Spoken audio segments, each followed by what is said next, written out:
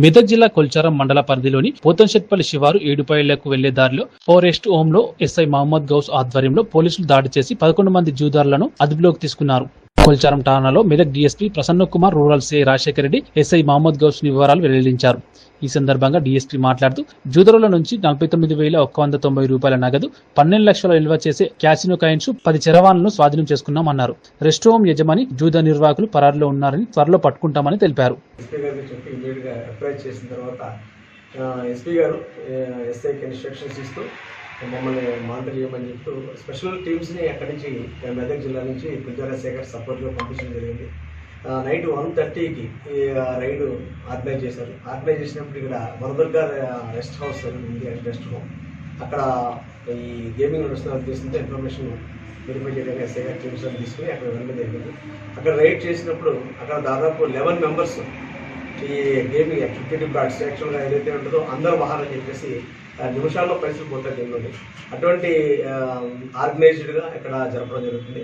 యాక్చువల్గా ఏంటంటే ఇది ఒక పెద్ద టీం. ఇది యాక్చువల్ హైదరాబాద్లో మెయిన్ ఆర్గనైజర్స్ ఎవరైతే ఉన్నారో వాళ్ళు ఒక ఇద్దరు సంతోష్ సింగ్, వెంకట్ రెడ్డి, వాళ్ళు మెయిన్ ఆర్గనైజర్స్ వాళ్ళు హైదరాబాద్లో ఉంటున్నారు.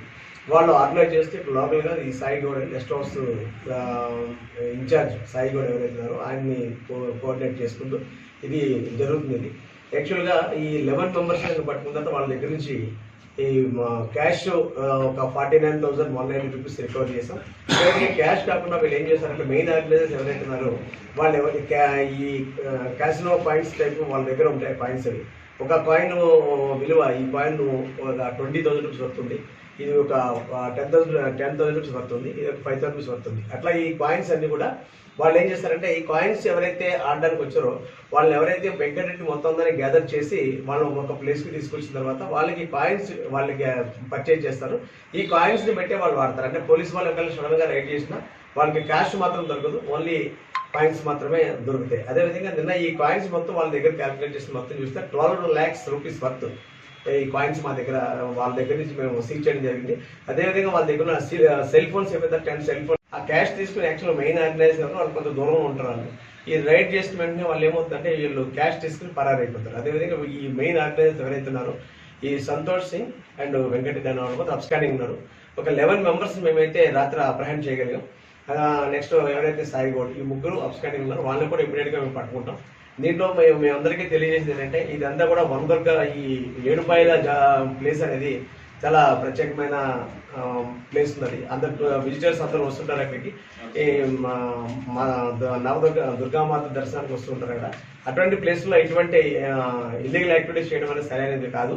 ఇక్కడ చాలా రెస్ట్ హౌస్ ఉన్నాయి. ప్రతి ఒక్కరికి తెలియజేసేది అంటే పబ్లిక్ ఎక్కడైనా ఏది జరిగినా సరే ఈ రెస్ట్ మాకు 100 కానీ ఎస్హెచ్ఓ కుల్చారం కానీ లేకపోతే సిఐ మెదక్ రూరల్ కానీ డిఎస్పీ మెదక్ కానీ ఎవరికైనా సరే మాకు ఇంటిమేట్ చేస్తే ఇమీడియట్గా మేము రెస్పాండ్ అయ్యి మేము పట్టుకోవడం జరుగుతుంది. ఎందుకంటే ఈ ప్లేయింగ్ కార్డ్స్ వల్ల చాలా మంది కుటుంబాలు నాశనం అయిపోతున్నాయి. ఇందులో కొంతమంది ఒకరిద్దరు మేము గమనించడం జరిగింది. కొన్ని ఇంట్లో వస్తువులు మార్టిగేజ్ చేసి, పొలాలు మార్టిగేజ్ చేసి పేగాడ్ ఆడడానికి వస్తున్నారు. ఇటువంటి పబ్లిక్ కూడా మీరు మాకు సపోర్ట్ చేసినట్టయితే ఇటువంటి ఎక్కువ రైడ్లు చేసి చాలా కుటుంబాలు కాపాడే అవకాశం ఉంటుంది. కొన్ని రూమర్స్ అవి వస్తున్నాయి, కానీ మేము ఏది ఉందో అది యాక్చువల్గా మేము ముందు పెట్టడం జరిగింది. ఇందులో ఏ పొలిటికల్ ప్రమేయం కానీ ఏ విధంగా కూడా లేదు. ఉన్న 11 మంది ఎవరైతే ఉన్నారో 11 మంది లోపల ఉన్నారు. అబ్స్కాండింగ్ ముగ్గురు ఉన్నారు. అబ్స్కాండింగ్ ముగ్గురు కూడా వీళ్ళని తొందరగా పట్టుకుంటాం. వాళ్ళ మెయిన్ ఆర్గనైజర్స్ వాళ్ళ దగ్గర, ఎందుకంటే ఈ క్యాష్ తీసుకుపోయిన వాళ్ళని కాయిన్స్ ఎక్స్చేంజ్ చేసి క్యాష్ తీసుకోవడం జరిగింది. అందుకనే ఈ మనీ కూడా మేము డిస్ప్లే చేస్తాం. ఓపెన్గా మేము ముందే ఉంచడం జరిగింది. ఇటువంటి ఇన్ఫర్మేషన్ ఎవరైనా సరే మీరు కానీ పబ్లిక్ కానీ ఎవరైనా మాకు ఇచ్చినట్టయితే కనుక ఇటువంటి ఏమి లేకుండా కూడా మేము చర్యలు తీసుకునే అవకాశం ఉంటుంది.